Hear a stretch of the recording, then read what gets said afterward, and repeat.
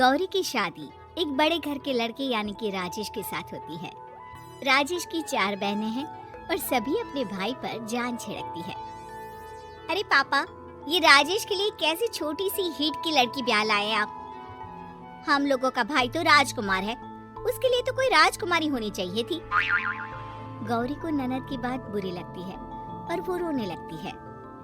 अरे क्यों गला फाड़ रही है? क्या गलत बोल दिया मेरी बेटी ने? एकलौता बेटा है हमारा, समझी? वो तो तेरे ससुर हाँ कराए थे, वरना मैं तो ना करवाती तेरी शादी अपने हीरे जैसे बेटे से। ननदे सास को भरती और सास गौरी से लड़ती। ये क्या है?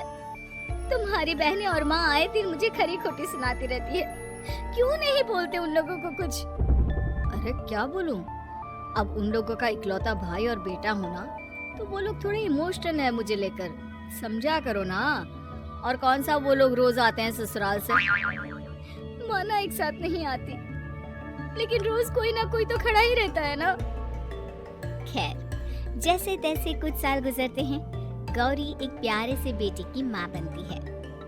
सुनिए, हर बात पर ससुर जी से पैसा मांगना ठीक नहीं लगता। आप कोई काम क्यों नहीं करते हैं? काम तो मैंने कभी किया ही नहीं गौरी। पापा के पास इतना पैसा है कि मुझे जरूरत ही नहीं पड़ी। लेकिन कहते हैं ना, हर दिन एक सा नहीं होता। गौरी के ससुर की मृत्यु हो जाती है और घर में गरीबी छा जाती है। गौरी ननद को फोन करती है। दीदी, अब जीजा जी को बोलकर इन्हें कहीं नौकरी दिलवा दो ना। घर चलाना मुश्किल हो रहा है। माँ जी की भी तबीयत खराब रहती है। दवाई का खर्चा और मुन्ने की पढ़ाई का खर्चा काफी है। कुछ मदद मिल जाएगी दीदी। देखो गौरी, तुम तो जानती हो मेरे खुद के 3 बच्चे हैं, तो ये मत सोचना कि बात घुमा कर बोलोगी तो मैं कुछ मदद कर दूंगी। अब पति तुम्हारा है, सास तुम्हारी है, तो करना तो तुमको ही है ना। हम भी तो निभा रहे हैं। खैर, बोल दूंगी इनको। गौरी समझ जाती है। वो दूसरी ननद को फोन करती है, लेकिन वहाँ से भी उसे कुछ ऐसा ही जवाब मिलता है। अरे भाभी, हमारा भाई कैसे काम करेगा? वो तो राजकुमार है। बस आप जरा माँ का ख्याल रखो, उन्हें कोई तकलीफ मत होने देना। बाकी करते हैं बात आराम से। गौरी के सामने संकट आ जाता है कि वो कैसे अपना परिवार चलाए। ना पति काम करना चाहता है और ना ननदे मदद। फिर एक रोज गौरी की सहेली कहती है, गौरी, मैं ना एक फैक्ट्री में काम करती हूँ, तुम्हारी परेशानी समझ सकती हूँ। क्यों नहीं तुम भी मेरे साथ वहाँ काम करती? अरे लेकिन मुन्ना तो छोटा है ना। तो क्या हुआ, तेरी सास और पति तो घर पर ही हैं, वो लोग संभाल लेंगे। तू चल मेरे साथ। गौरी ने अब काम करना शुरू कर दिया था, लेकिन उसका सपना अपने बेटे को अच्छी शिक्षा देने का था। गौरी अपने भाई से कहती है, भाई, आपके बच्चे जिस स्कूल में पढ़ते हैं उसमें मेरे गौरव का भी एडमिशन हो सकता है क्या? अरे कैसे बात कर रही है गौरी? जितना तू कमाती है उतने में तो तेरा घर भी नहीं चलता। तू कहाँ इतने महंगे स्कूल का सपना देख रही है? लेकिन गौरी भी ठान लेती है कि वो किसी न किसी तरह अपने बच्चे को अच्छे स्कूल में पढ़ाएगी। माँ जी, ये मेरे गहने हैं, मैं बेच रही हूँ। गौरव का कल एडमिशन है। अरे वो तो ठीक है गौरी, लेकिन आगे की फीस कैसे मैनेज करेगी? और ज्यादा मेहनत कर लूंगी माँ। गौरव कुछ बन गया तो हम लोगों के सारे दुख दर्द दूर कर देगा। गौरी, हम लोगों ने तुझे गलत समझा, लेकिन तू ही थी जो ये घर लेकर चल रही है, वरना कब की अलग हो जाती। गौरी सास की ओर मुस्कुराकर देखती है। आप भी तो मेरा साथ दे रही है ना। अरे कभी खाने में अंडा या मुर्गा भी खिला दिया करो, क्या रोज रोज पत्ता खिलाती रहती हो?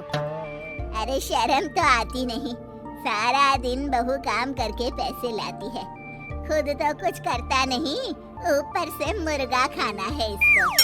गौरी अपना घर चलाने के लिए तो पर्याप्त पैसे कमा लेती है, लेकिन बेटे के महंगे स्कूल, कोचिंग और उसकी डिमांड पूरी करने के लिए उसे लोगों से पैसे उधार लेने पड़ते। माँ, मुझे जूडो कराटे की ड्रेस चाहिए, मैं घर के कपड़ों में क्लास नहीं अटेंड करूँगा।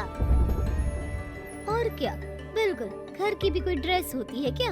मैं कल ही ला दूंगी। बच्चा, तू बस मन लगाकर पढ़ाई किया कर। उसके जाने के बाद कहाँ से लाएगी पैसे ड्रेस के? माँ वो पास वाली चाची से कुछ पैसे उधार लूंगी। अरे सभी से तो उधार ले चुकी है तू। कर्जा इतना चढ़ा लिया है कि पूरा जीवन भी कमाएगी तो उतार नहीं पाएगी। पर माँ जी, गौरव कुछ बन जाए तो मुझे कमाने की क्या जरूरत? फिर तो मैं बस रानी बनकर राज करूंगी। एक दिन गौरव कहता है, माँ मेरी नौकरी लग गई है, वो भी अच्छे पैसों में। अब हम लोगों के बुरे और दुख के दिन जल्दी खत्म हो जाएंगे। गौरी की खुशी का ठिकाना नहीं होता। वो सास की फोटो के सामने हाथ जोड़ती है कि उसका पति उसे कहता है, देखा गौरी, तेरी तपस्या खत्म हुई।